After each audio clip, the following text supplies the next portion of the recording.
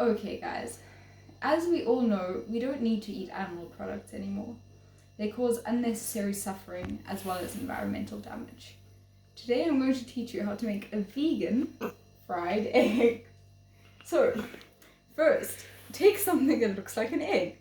I will use a plum. Second, turn the stove on. I like to turn it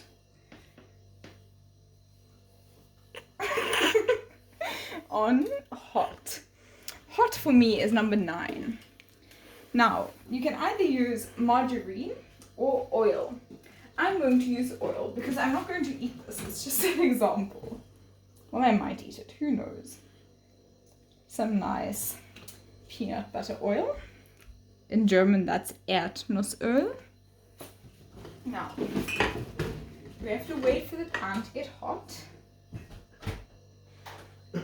Excuse me, I'm trying to make a cooking video. Sorry, I'm just going to have to take my jersey. It's okay, we can be quite hot. cut this bit out, it's fine. Okay, once the pan is nice and hot, you have to crack the egg.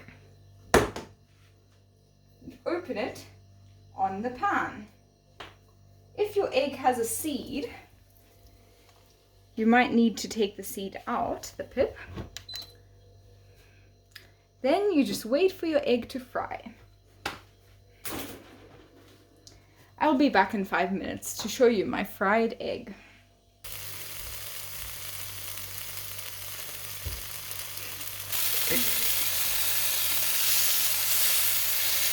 You don't have to, but sometimes I like to just push it into the pan to let it get that extra heat. And you can see the yolk coming out nicely.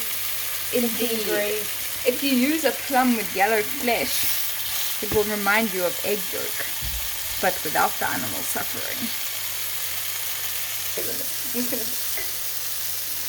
When it's done, you can just put it onto a plate, just as you would a fried egg.